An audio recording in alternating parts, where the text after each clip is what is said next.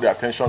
One of the reasons why I said let me air my view on this is that I saw a group did a statement. I think some group a few days ago to say that they are going to shut down Nigeria over the issue that they want to. They want to do some blockades over the issue, and that the group tried to make it a north and a southern issue, and I felt I needed to air my view about that. That this is not a north versus south issue.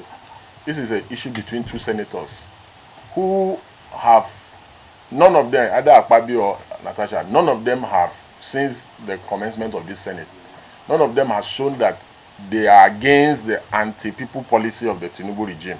None of them. When Bola Ahmed Tinubu removed fuel subsidy, none of them opposed it. They supported it. When Bola Ahmed government increased electricity tariff by almost more than 300%, none of them opposed it. When they increased telecom tariff recently, none of them opposed it. When all the IMF World Bank loans, none of them opposed it. And why is it that even during the issue that Ali Ndume was raising, I think Ali Ndume was criticizing the APC government and his party, none of them also opposed it. When Ningi raised the issue of budget padding, one would have expected that the PDP senators, the Labour Party senators, the NMPP senators will have said something, will have stood in support of Ningi, but none of them did. So you have seen a situation where, yes, I know that this issue is very concerning to me personally and to many Nigerians, and that the idea of what the Senate has done and the way they have done it, especially as regards to the Ethics Committee, very shameful indeed, extremely shameful. But we must not get carried away by thinking that these people are fighting for us. They are not. They are fighting for themselves. Again, you can see that the Senate itself is behind the suspension of Natasha.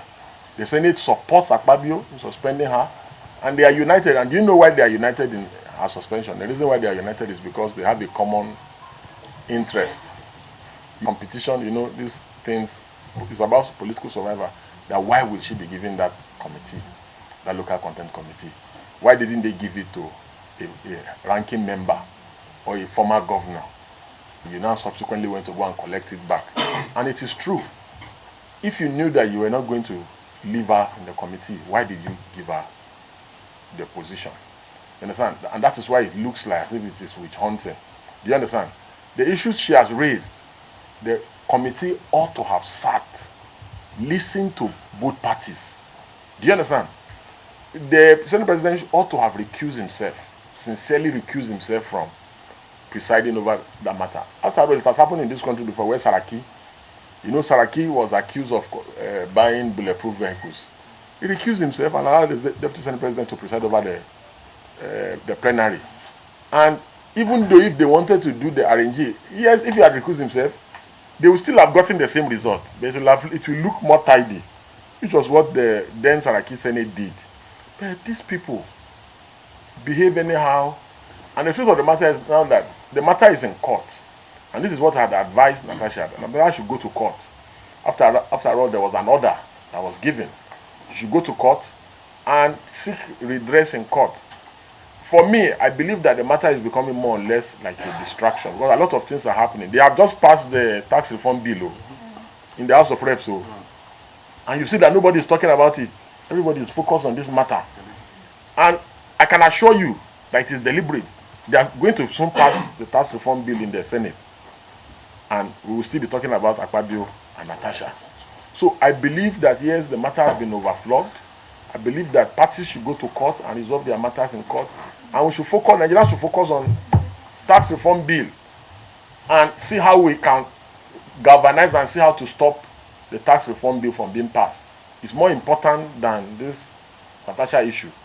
The posers that I have asked is, when all this anti-people policy of the Tinubu government was taking place, why didn't these senators that are now fighting over the allegation of sexual harassment the allegation of, oh, she's embarrassing the Senate, the culture of silence and everything. Why didn't two of them, why didn't they oppose the anti-people policy? All the time that they've shared cars in the National Assembly, we did not hear fight. The time they've shared money and budgetary allocation, we did not hear fight.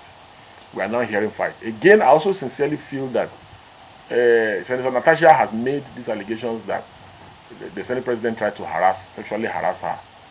I also think that Senator Natasha should, as a matter of, since they have refused to give her fair hearing in the Senate, let her make public credible evidence to back up the claim. It's very easy.